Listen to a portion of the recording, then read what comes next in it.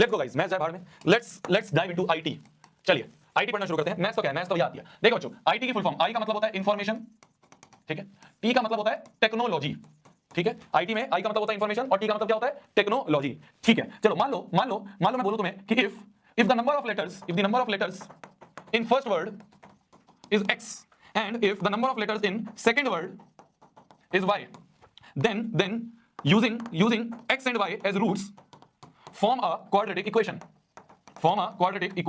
तो x और y को रूट्स रख के एक क्वाड्रेटिक इक्वेशन बनाई जाए।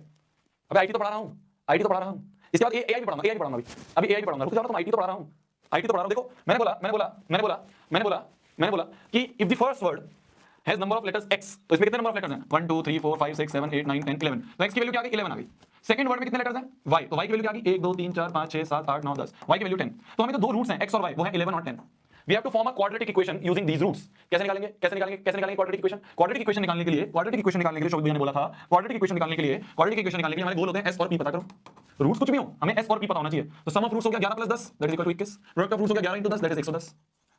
देयरफॉर जो क्वाड्रेटिक इक्वेशन होगी वो होगी k times x² minus sx plus p। तो k * x² माइनस s की वैल्यू क्या है, s की value 21x plus p is 110। This is the required quadratic equation. ठीक है, सही है। हो गया आईटी। और बताओ, और क्या पढ़ना है भाई, आउट ऑफ सिलेबस पढ़ा रहे हो, सही तो है। तो ये हो गया हमारे आईटी, ठीक है। और क्या चाहिए तुम्हें, और बताओ, और लो, आईटी कंप्लीटेड। अब बताओ, और दूसरा एआई पूछा है। एआई देखो, ए का मतलब होता है आर्टिफिशियल, आई का मतलब होता है इंटेलिजेंस का वर्ड नहीं आता, स्पेलिंग नहीं आती, खत्म, बेकार, कुछ काम नहीं है, बेकार है, सब्जेक्ट बेकार है, जिसकी स्पेलिंग नहीं आती वो क्या सब्जेक्ट, छोड़ो, चलो वापस, coming back to maths. IT हो गई, एआई की तो स्पेलिंग नहीं आती, तो इंटेलिजेंस की स्पेलिंग नहीं आती तो क्या सब्जेक्ट, छोड़ो, जिसकी स्पेलिंग नहीं आती वो क्या पढ़ना, चलो, ठीक है। अबे मैथ्स का एग्जाम है तो मैथ्स पढ़ लेना, मैथ्स का एग्जाम है तो मैथ्स पढ़ लेना, मैथ्स का एग्जाम है तो मैथ्स पढ़ ले, पर नहीं, मुझे तो क्या करना है, बकैती करनी है, हाँ, 2D नंबर वाले बहुत क्वेश्चन हो गए यार।